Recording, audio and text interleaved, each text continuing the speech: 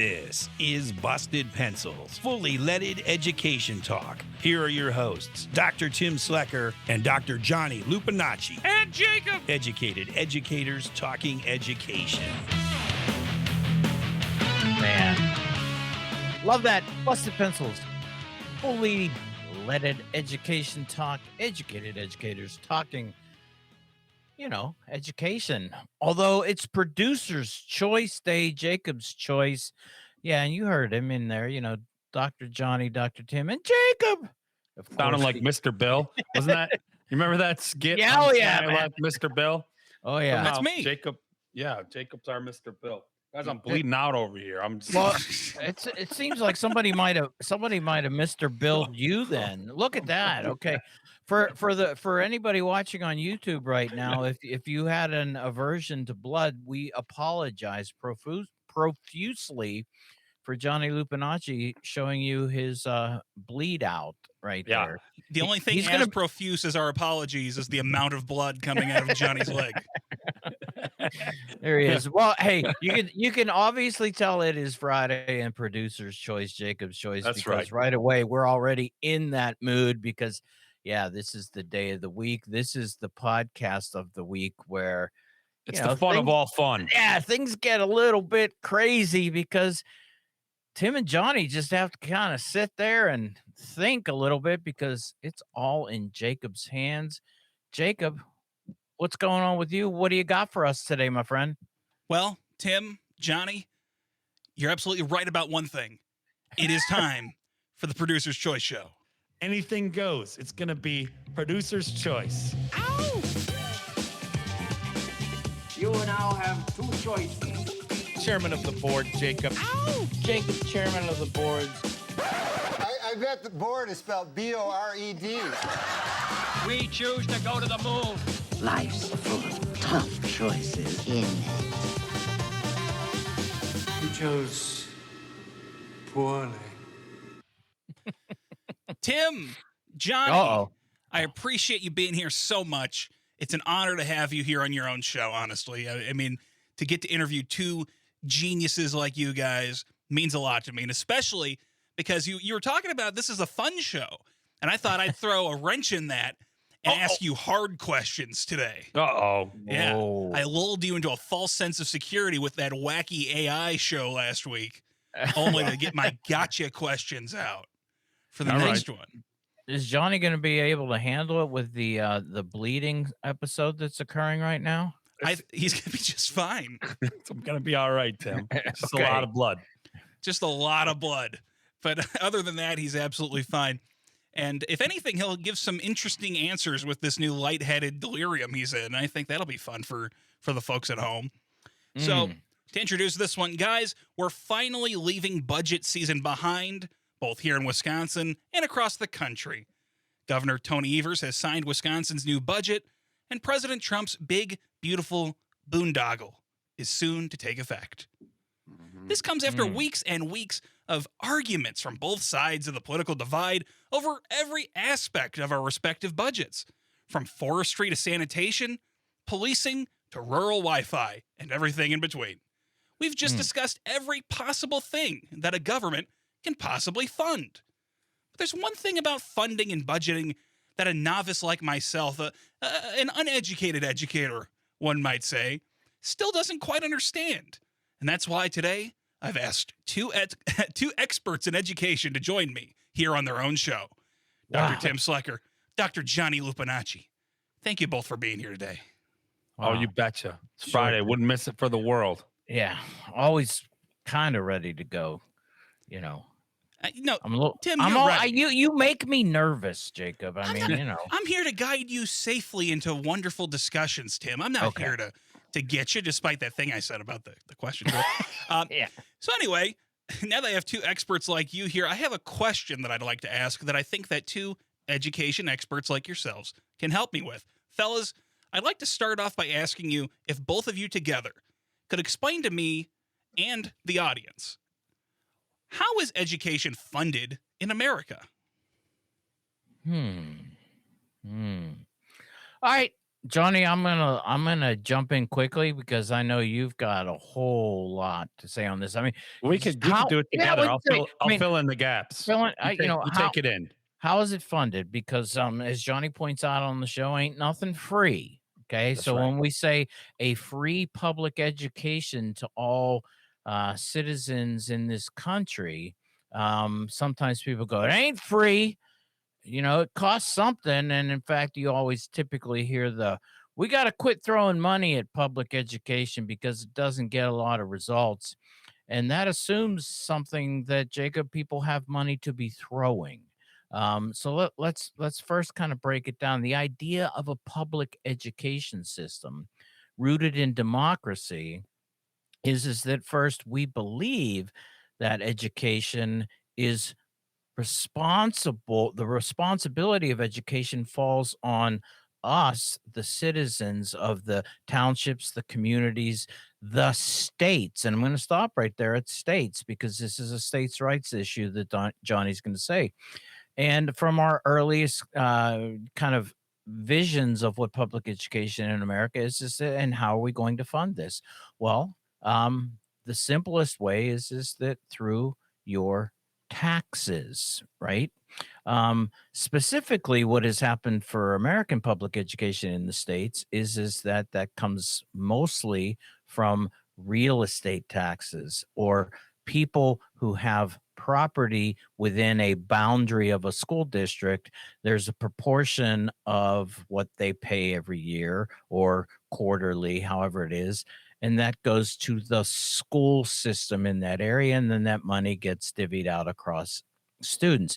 That's the primary funding mechanism for public schools. So everybody within that area, well, and I be careful, Johnny will help me with the everybody. Maybe not, but we're all supposed to be coming together to put in a little of something that we have because we want to generate a public education system that delivers the best quality system of no, not compliance. That was the other show. No, bringing together a public education system. And so it's through taxes, Johnny.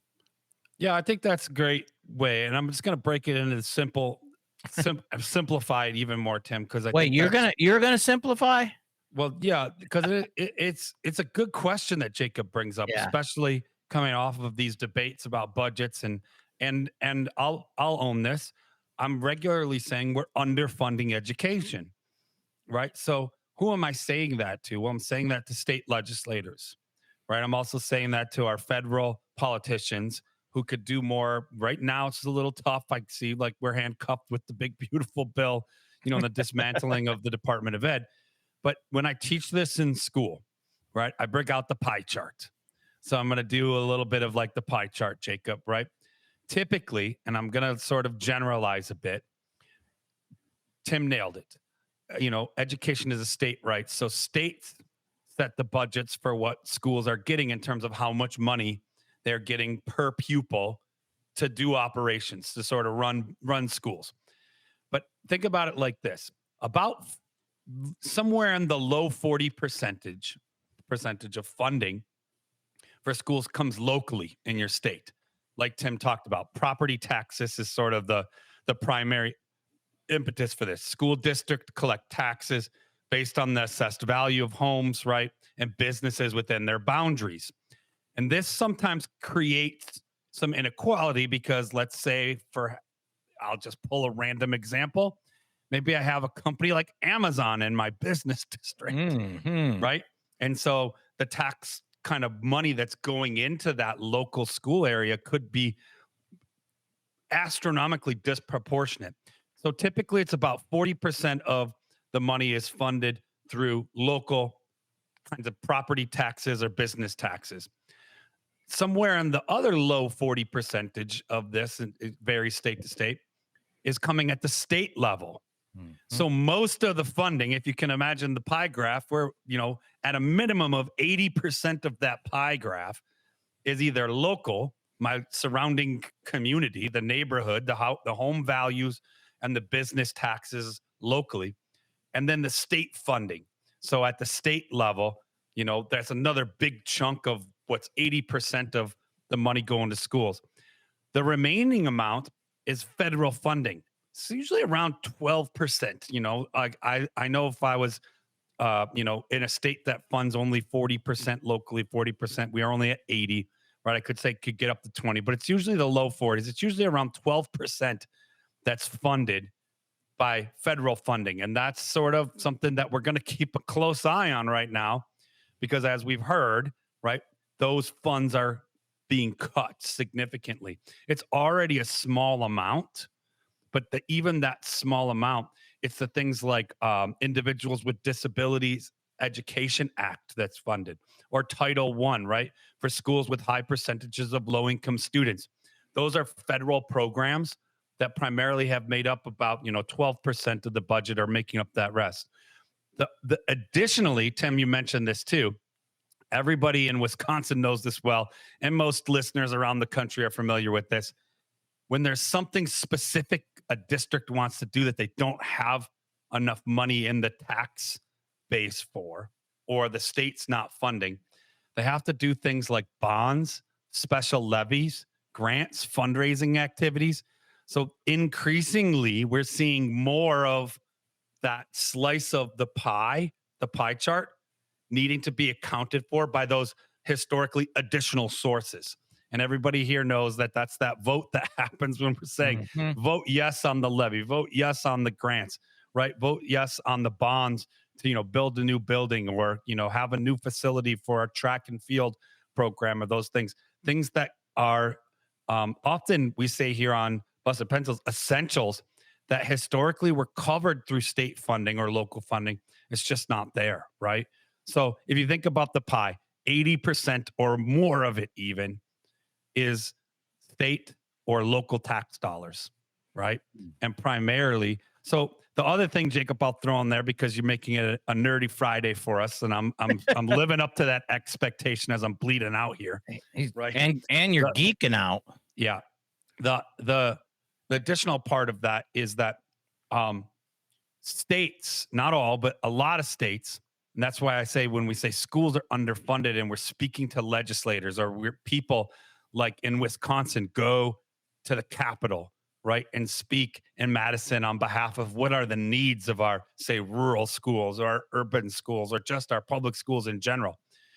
They're advocating that legislators, you know, provide the essentials. And that's what we often say here on Busted Pencils, that we've underfunded education, that it's expensive to have strong public schools.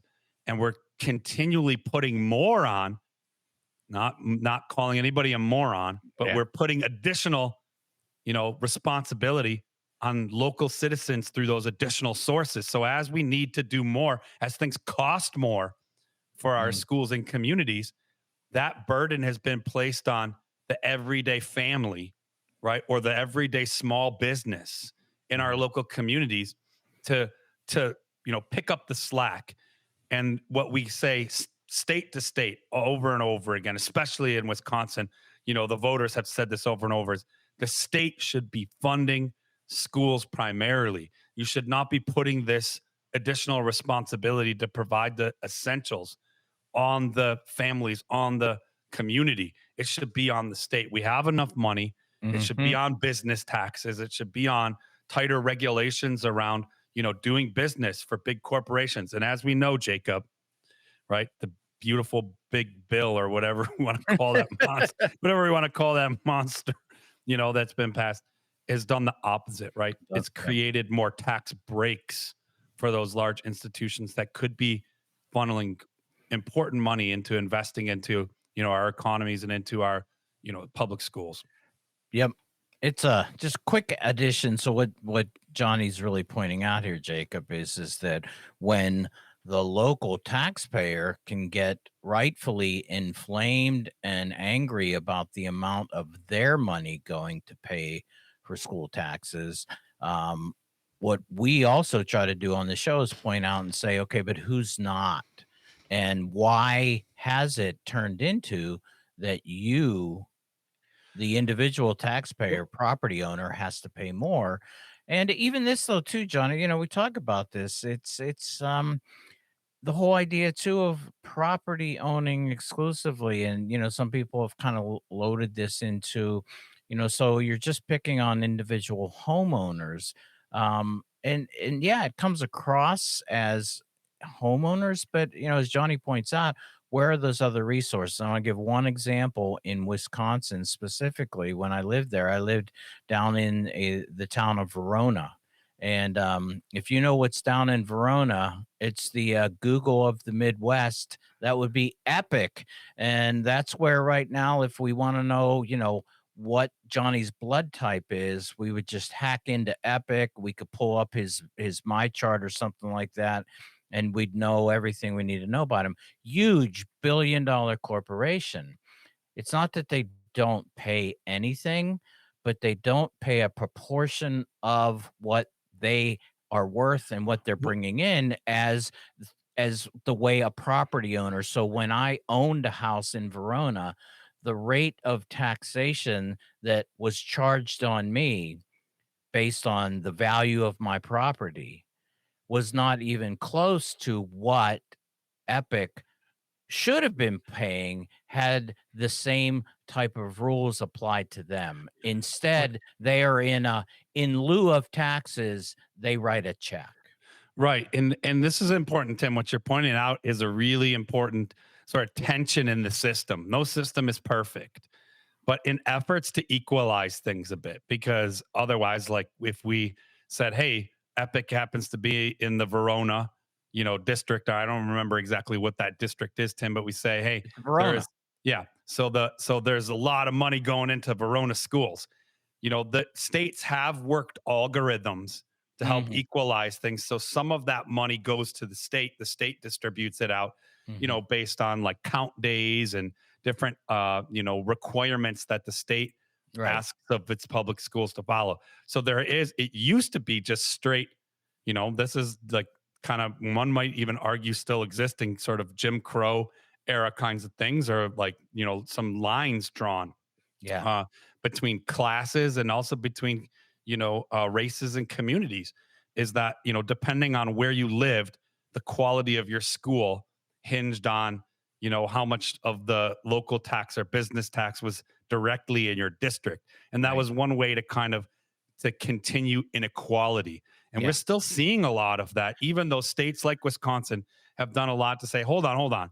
The money has to go to the state level and the state disperses it out. Right. So there is an effort. Jacob, you didn't realize asking this question what you were going to get, did you? Here, because even I think he knew there was a little red herring in there. He knew. Even in Verona's, kind of specifically, as Johnny points out, the potential that could exist there is that if the value of, say, Epic's property was taxed proportionately to what residents and homeowners are paying, the amount of windfall for, say, the Verona school district versus a neighboring school district, say, like in McFarland, could really create a funding just disproportionate inequity that is just something that, again, we're talking about public schools, so that money going to a central place and then being redistributed. But even within that, and Johnny, I'm sure will verify this, there are those inequalities because of, again, the value of home ownership in that. You can see that disproportionate of the taxes and how they get spent at school districts like Verona through all kinds of things. And guess what?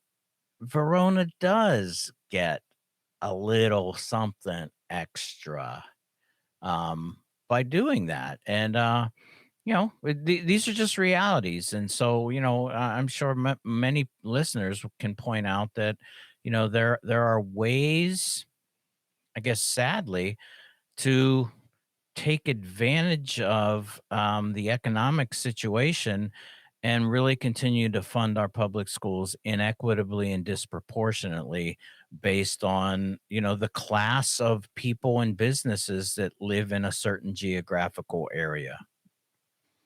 Well, thank you very much, Tim and Johnny. That was supposed to be the 60-second question, but it's now been 20 minutes. Good answer. What I was looking for was property taxes. So thank you very much. But what I'm getting from your answers is that basically, Johnny, if I'm getting this right, and please correct me if I'm not, you're saying basically 40% comes from right here in my town, our very local funding through taxes. 40% comes from the state, and then 12-ish percent, like you said, federal. Immediately it stands out, and I don't know much about this. That's why I'm asking you these questions, and I think I'm learning something. I hope people out there listening are learning something too. But immediately it stands out that this seems to set up a very unequal situation where it's coming from property taxes in your school district. That seems like a very obvious, glaring issue with setting it up that way. Well, and that's right, Jacob. That's where states, especially like Wisconsin, have like a state level algorithm, right? And some requirements there, right? So like it's not, it used to be direct and now it's not exactly direct, right? So there's, a combination of general revenue from income tax, sales tax, and other sources. And there's like a formula. I don't have it off the top of my head, state to state, but all the states have a formula designed to distribute money based on factors like school enrollment, school needs, submitting your budget requests, and as Tim said, district wealth. So you are rewarded for your local wealth, which, Jacob, you hit the nail on the head. It automatically sets up some inequality, right? If you happen to have some local wealth, whether that's like a thriving business, like Tim refers to Epic, or, I made the reference to Amazon here in Washington, right? Those local schools do see a benefit from those businesses being there. Now, in the vein of what you're saying there, Johnny, would it be fair to say that a big part of what that other 40% from the state is doing, and maybe even what the federal funding is doing, is trying to fix the problem that your initial version of funding is creating to start things off? Jake, yeah. In fact, I'm glad you went there, Jacob, because coming back to, people say it's insignificant, that 12% from the federal. In fact, if you look at why there is a federal presence in states' rights public education, it largely came from recognizing those disparities, and that the federal contribution was supposed to be some form of an antidote to kind of level out those funding inequities. And so when people talk about doing away with the Department of Education, which the Supreme Court ruled this week that Donald Trump can continue the dismantling, people say, what's the big deal? Well, there's a big deal right there, because that is why there was a federal presence in one of the reasons why. But really looking at and saying, school district over here in this rural community that just lost a lot of economic leverage through closures of industry and mining and things like that, they're now eligible for more federal funding when you have a federal Department of Education. So with that problem, and it seems like it's acknowledged, our states are acknowledging it, that there is a problem with the fundamental way we fund our schools. Nationally, it seems that we acknowledge there's a problem. We try to fill it in with federal funding.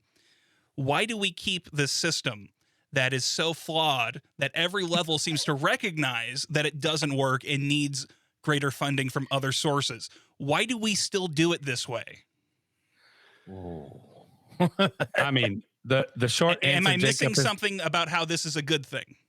No, I think the short answer I would have is I would ask the question, do we really care about children? Because they kind of get put to the side in this. It's like they're low on the priority. Not saying they should be. I'm not advocating for that.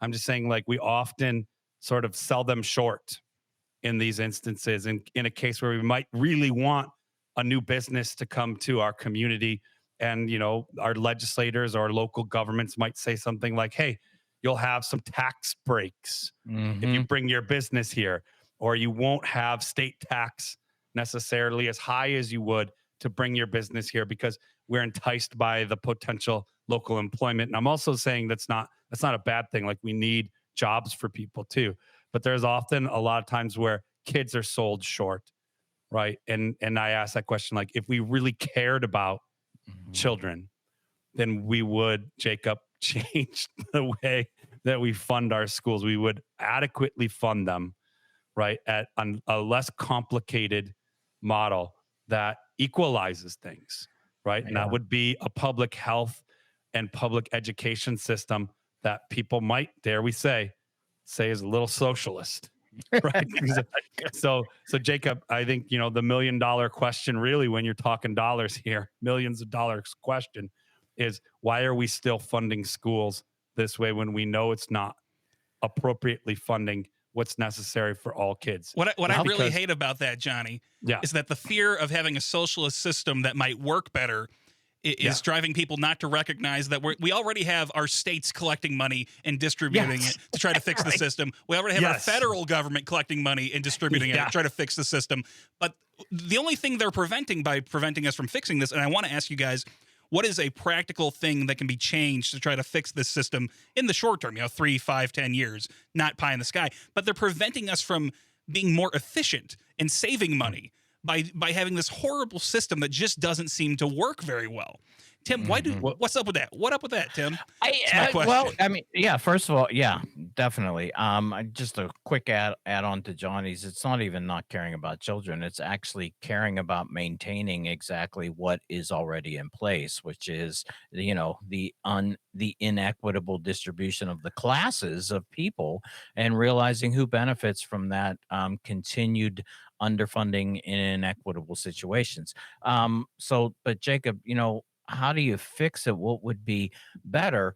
I think what Johnny kind of hinted at this, but one of the first things that would, quote, make schools better would have nothing potentially to do with schools right away. But if we looked at something very simple, such as what we call Maslow's hierarchy of basic needs, such as food, healthcare, shelter, if we had any type of minimal standard that said we are not going to send kids to school with empty stomachs, with poor clothing and housing, and healthcare is a given for any child in their family, that we take care of that. The then ready to come to school to actually take advantage of what is offered would change dramatically on that. And so to me, I'm kind of going like, you know what? One of the things, this doesn't fix the broken funding for public education, but this really gets at the reality of what I think Johnny was saying. Do we value children? Well, let's value them first from the reality of going, do we provide simply the basic needs to be able to continue a life in this country that is truly, if you are committed to the pursuit of happiness, you gotta be not sick, and you gotta be not hungry, and you gotta be not wet and cold. Well, yeah, and Jacob, I'll further simplify. So there's kind of two sides of the coin to responding to how do we fix this, right? And I'm going to simplify it because I know listeners, there may be more than two sides to this coin, but I'm going to simplify it into two big camps. One is like what Tim and I are saying, and I think Jacob, you're saying, is why aren't we just making this like a universal public education system? Everybody's funded. It doesn't matter if you're in a poorer neighborhood or community or a wealthier community. This is the amount of money that you get, and it's adequate to providing what Tim's saying is like a holistic investment in young people, right? And that would be like, funding a public education system, or what, we've talked about on here with Jonathan Gerko about publicizing, right? But then the other side of the coin, Jacob, is your free market mindset. That's saying, Jacob, we're in the process, and it's a messy process, but competition is what's going to get us there. And, taking the public away from it and privatizing this, not the old school private school, like, hey, you might go to Saint such and such, usually religious identity around a private school, and you pay a tuition kind of thing. But more or less kind of like applying the free market business model, the idea that like, hey, we should have a choice of where we go to eat, say like whether I go to McDonald's or Burger King or the local, diner or, Applebee's. I have a choice. And if they're going to serve a bad product, I'm probably not going to go there to eat. So that mindset, that idea that like competition levels the playing field and is the great equalizer, it might work in, say, selling televisions or in choosing where you go to eat dinner, the wants, not the needs. But in education, when you apply that economic philosophy to education, you start to say, and you create this, like you're saying, Jacob, this kind of a little of both, where we're still doing like a public education system, not quite as well as we should fund it, but we're also sprinkling in these competitions. So our public schools are competing. Again, remember, they're getting this money through enrollment numbers and through, being sort of forced to compete in a free market. Public schools historically, and I would argue even today, aren't strong when they're competing as businesses. And I know that's the side of the coin I'm on, Jacob. The other side of the coin are the free market, folks who say, that's absolutely wrong, Johnny. Competition gets us there. You have to provide a competitive option, and then we start talking about, well, how are my kids going to get to that competitive option? We're just not designed. We don't have the infrastructure to be equalizing and free market in education. So if I'm to mediate that, I'm to say, okay, I'm not against free market in general. Like McDonald's and Burger King can hash it out with the public where you go to get the best fries and burgers. And, and if they do a bad job or enough people get sick going there, they won't go there. That's not how it works in public schools. And we're seeing that. So when enrollment declines and then funding declines, it's sort of like an avalanche. And we're not talking about wants like burgers and fries. We're talking about emphasizing that. Absolute essentials, right? Like young people building a foundation for how they're going to participate in our state, in our community, in our economy, those things. So it's like why I'm saying public health and public education, it shouldn't be marketized. And that brings us to like our regular guest, Jonathan Garrico, talks about publicizing, right? He makes it a verb. We need to publicize our public school system, remove that impetus of like providing a product and competing for businesses into a model of we're for the public good.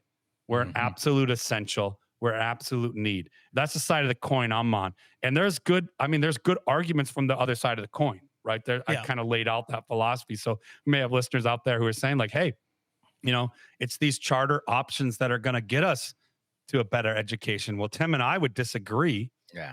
But there are charters that are truly more public than even our public schools. And that's the interesting kind of moment we're in, is that's when we start to say, Jacob, like you pointed out, the obvious, hey, if we look at this from the 10,000-foot view, why aren't we just operating public schools as sort of, a government-funded, great equalizer, that it was designed to be an investment in the strength of our country? If I may be so bold, as the host, to offer my own view. I'm not sure if this is allowed in media, but I'm going to give it a shot. Go for it. I think free market stuff has a lot of value to it. I think that capitalism makes a lot of wealth, and it's because of that we can try to distribute some of that wealth. If we didn't have this wonderful free market, we wouldn't have the money to try to give to people who need money. That's my personal view. But when it comes to this situation, think about McDonald's and Burger King competing, and that has some benefit to it when bring prices down or have the best products. But when you bring that allegory into education, the CEO of McDonald's isn't a shareholder who gets to help make decisions for Burger King. But if I'm running a charter school, or if I'm promoting this vision of a paid education system, I'm also voting to continue making public schools worse to help my thing that I'm working on here, which does not seem like a fair competitive marketplace to me. So I think it's kind of hard to shoehorn that in as your version of what you want education to be. Yeah. So if you're in the camp of deregulation helps become an equalizer, great. Just stay away from education. Yeah, there you go. Yeah, like we'll give you that space to live out that experiment. And Tim and I may poke a little bit more critically against capitalism as an economic model, but in the end, I'm with you. Like, hey, let it do its thing. instead of, like you pointed out, Jacob, the conflicting interests, right? Absolutely. That oppose. And that's where we're really hard on legislation and legislators. Like, hey, support and protect our public schools. Remember, this is the bedrock of our democracy. This is the investment we have on the strength of our states, the strength of our communities, the strength of our nation, ultimately. So, regulation in that world isn't necessarily a bad thing. Where in free market capitalism, right, in the McDonald's Burger King war, or maybe it's back, Tim, when we were young, it was Pepsi and Coke, Yeah. and what was it? Budweiser versus, what was the other one? Was it Miller, right? It was Miller Lite and Budweiser. Yeah, the all beer those. wars. So those, like Jacob said, those CEOs are advocating in the interests of the profit for their companies. That should be, if that's going to be a thing, cool. Let it be its thing, right?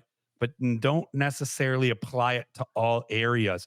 And I know, like, people in the healthcare world are also having this out, Yeah. right? Because we're seeing it with public and private hospitals, right? And healthcare system in this country with insurance and all these things.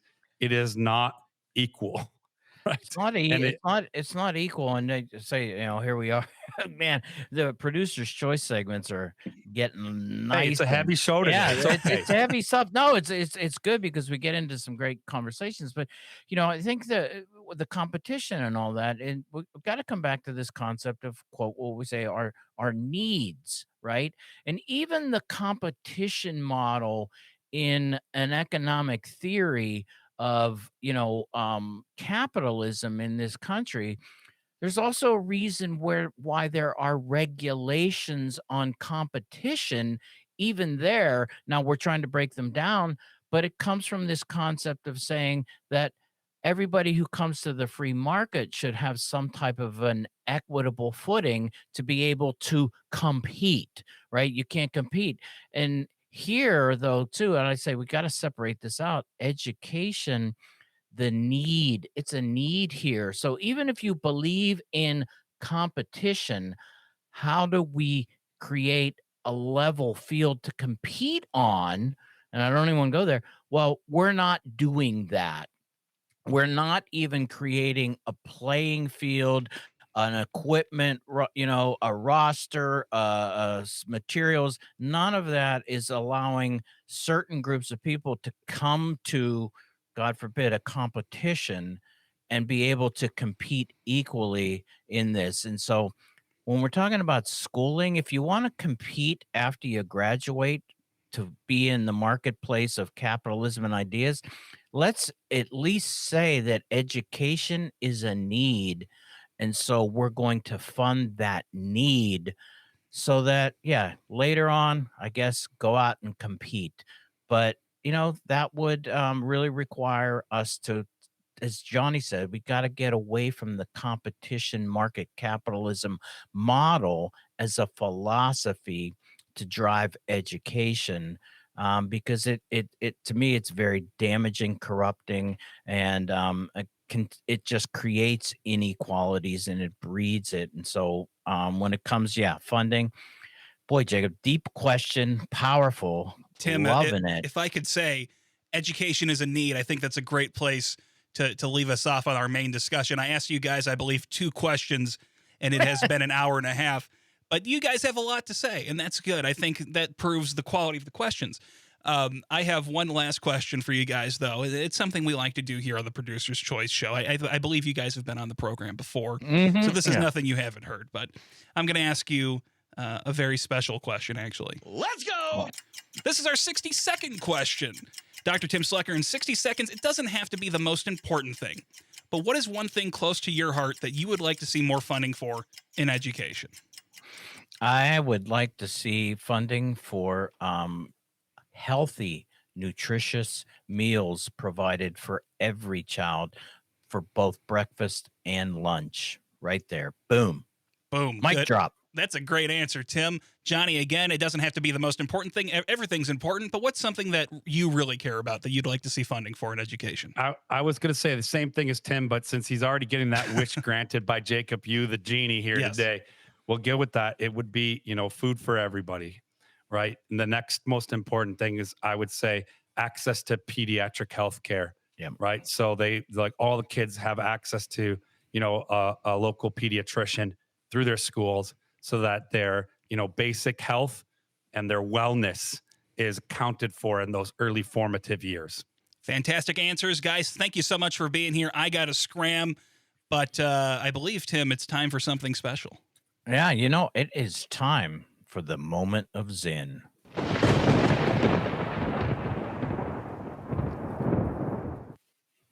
We all know individuals, most of them unsung, unrecognized, who have, often in the most modest ways, spoken out or acted on their beliefs for a more egalitarian, more just, peace-loving society.